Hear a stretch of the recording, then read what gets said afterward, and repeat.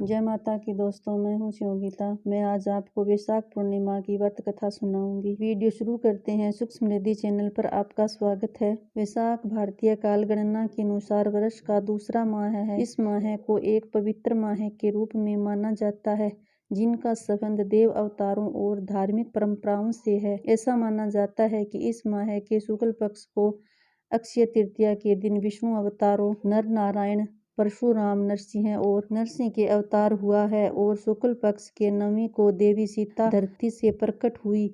कुछ मान्यताओं के अनुसार त्रेता युग की शुरुआत भी वैशाख माह से हुई। इस माह की पवित्रता और दिव्यता के कारण यह कालांतर में वैशाख माह की तिथियों का संबंध है। लोक परंपराओं में अनेक देव मंदिरों के पट खोलने के मनाने के साथ जोड़ दिया। यही कारण है कि हिंदू धर्म के प्रसिद्ध मंदिर में श्री केदारनाथ के कपाट वैशाख माह की अक्षय तृतीया को खुलते हैं। द्वापर युग में एक समय की बात है, माँ यशोदा ने भगवान श्री कृष्ण जी से कहा, हे कृष्ण, तुम सारे संसार के उत्पन्नकर्ता पोषक हो। आज तुम मुझे ऐसे व्रत के बारे में बताओ जिसे स्त्रियां मृत्यु लोक में विधवा होने का भय नहीं रहे तथा यह व्रत सभी मनुष्यों की मनोकामनाएं पूर्ण करने वाला हो। यह सुनकर श्री कृष्ण जी कहते हैं कि हे माँ, आपने मुझसे बहुत ही सुंदर सवाल किया है। मैं आपको विस्तार पूर्वक बताता हूँ। सौभाग्य की प्राप्ति के लिए स्त्रियों को 32 पूर्णिमासियों का व्रत करना चाहिए। इस व्रत करने से स्त्रियों को सौभाग्य, संपत्ति आदि की प्राप्ति होती है और संतान की रक्षा होती है। यह व्रत अचल सौभाग्य को देने वाली एवं भगवान शिव के प्रति मनुष्य मात्र की भक्ति को बढ़ाने वाला व्रत है। तब यशोदा जी कहती है कि हे कृष्ण, सर्वप्रथम इस व्रत को मृत्यु लोक में किसने किया था, किसके विषय में विस्तार पूर्वक मुझे बताओ। तब श्री कृष्ण भगवान कहते हैं कि इस भूमंडल पर एक अत्यंत प्रसिद्ध राजा चंद्रहास्य था, जिसके राज्य में कातिका नाम का एक सुंदर नगर बसा हुआ था। वहां पर धनेश्वर नाम का एक ब्राह्मण निवास करता था। उसकी पत्नी अति सुशील रूपवती स्त्री थी। दोनों उसी नगर में बड़े प्रेम के साथ निवास करते थे। घर में धन धान्य आदि की कोई कमी नहीं थी। उनको एक बड़ा दुख था, उनके यहाँ कोई संतान नहीं थी।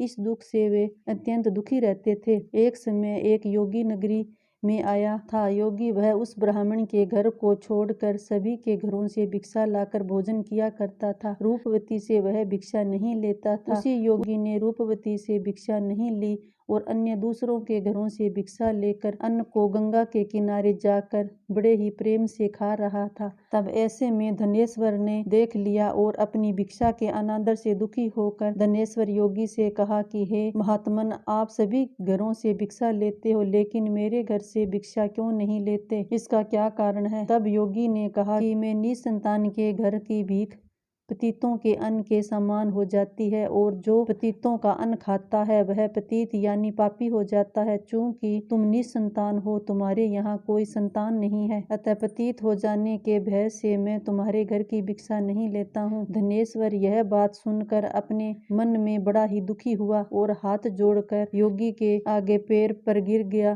तथा आतुर भाव से कहने लगा, हे महाराज, ऐसा है तो आप मुझे कोई पुत्र प्राप्ति का उपाय बताइए। आप सब कुछ जानने वाले हो, आप मुझ पर अवश्य कृपा करें। धन की मेरे यहाँ कोई कमी नहीं है, लेकिन पुत्र यानी कि संतान न होने के कारण मैं बहुत दुखी हो गया हूँ। मेरे इस दुख का हरण कीजिए, आप समर्थवान हो। तब योगी जी यह सुनकर कहने लगे कि हे ब्राह्मण, तुम चंडी देवी की आराधना करो। तब ब्राह्मण ने घर आकर अपनी पत्नी को पूरा वृत्तांत बताया और समय वन में चला गया। वहां पर उसने चंडी की उपासना की और उपवास भी किया। चंडी ने 16वें दिन उसको स्वप्न में दर्शन दिया और कहा कि हे धनेश्वर, जा, तेरे यहाँ पुत्र होगा, लेकिन उसकी उम्र 16 वर्ष की आयु में ही मृत्यु हो जाएगी। यदि तुम दोनों स्त्री पुरुष 32 पूर्णिमा का श्रद्धा पूर्वक व्रत करोगे तो उसकी आयु दीर्घ हो जाएगी। जितनी तुम्हारी सामर्थ्य हो उतने आटे के दिए बनाकर शिवजी का पूजन करना, लेकिन पूर्णमासी को 32 दीपक हो जाने चाहिए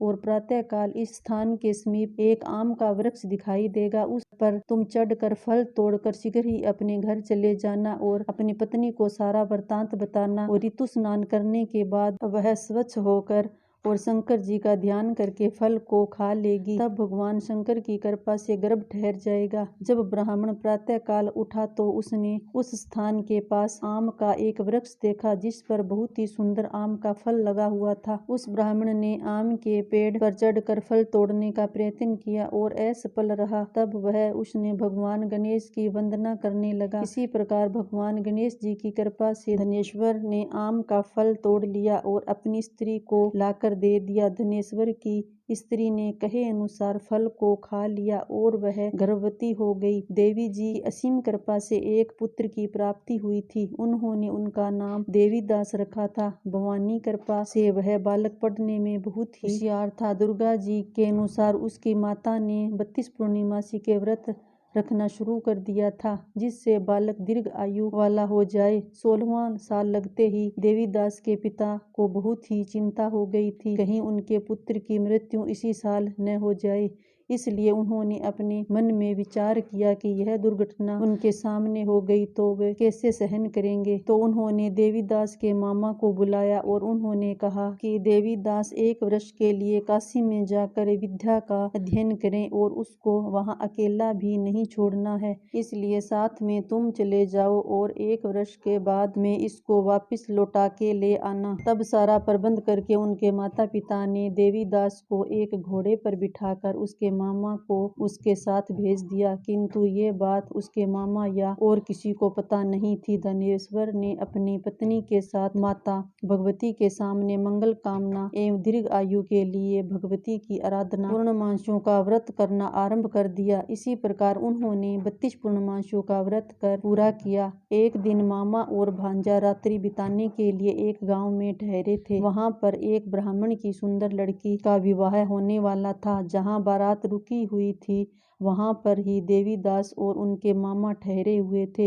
इसके बाद लड़की ने देवीदास देखा और मन ही मन अपना पति मान लिया और उससे विवाह करने के लिए कहती, लेकिन देवीदास ने उसे अपनी आयु के बारे में बताया। लेकिन इस लड़की ने कहा कि जो आयु आपकी होगी वही मेरी होगी। हे स्वामी, आप उठिए और भोजन कर लीजिए। इसके बाद देवीदास की पत्नी दोनों ने भोजन किया। सुबह देवीदास ने अपनी पत्नी को 3 नगों से जुड़ी हुई एक अंगूठी और रुमाल दिया। मेरा मरण और जीवन देखने के लिए एक पुष्प वाटिका बना लो। जब मेरा प्राण अंत होगा तो ये फूल सूख जाएगा। यदि फिर से हरा भरा हो जाए तो जान लेना कि मैं जीवित हूँ। देवीदास विद्या अध्ययन के लिए काशी चला गया। कुछ समय बीत जाने के बाद सर्प देवीदास के पास आता है और देवीदास को डसने का प्रयत्न करता है, लेकिन व्रत राजा के प्रभाव से देवीदास को काट नहीं पाया, क्योंकि उसकी माता ने पहले ही 32 पूर्णिमा के व्रत पूरे कर चुकी थी। इसके बाद काल समय वहां आया और उसके शरीर से उसके प्राणों को निकालने का प्रयत्न करने लगा, जिससे वह मूर्छित होकर पृथ्वी पर गिर पड़ा। भगवान की कृपा से माता पार्वती के साथ शंकर जी वहां पर गए। माता पार्वती ने शंकर जी से कहा कि इसकी माता ने पहले 32 पूर्णिमा का व्रत किया है और आप उसके प्राण दान दो।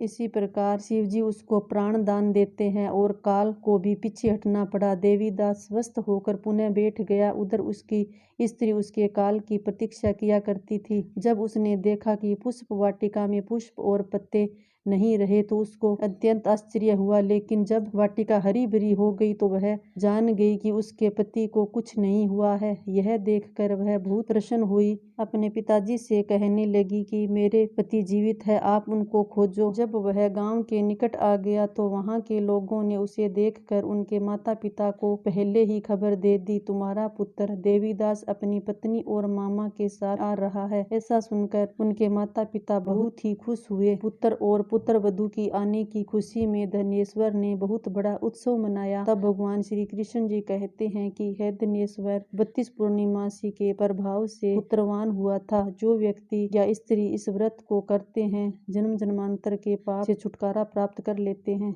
मेरी छोटी सी वीडियो पसंद आई होगी तो आप मेरे चैनल को सब्सक्राइब करें, साथ में बेल आइकन को दबाएं, जिससे मेरी हर नई वीडियो की नोटिफिकेशन आपके पास सबसे पहले आ सके। अगर आपका कोई सवाल हो तो आप कमेंट में पूछ सकते हो। Thank you.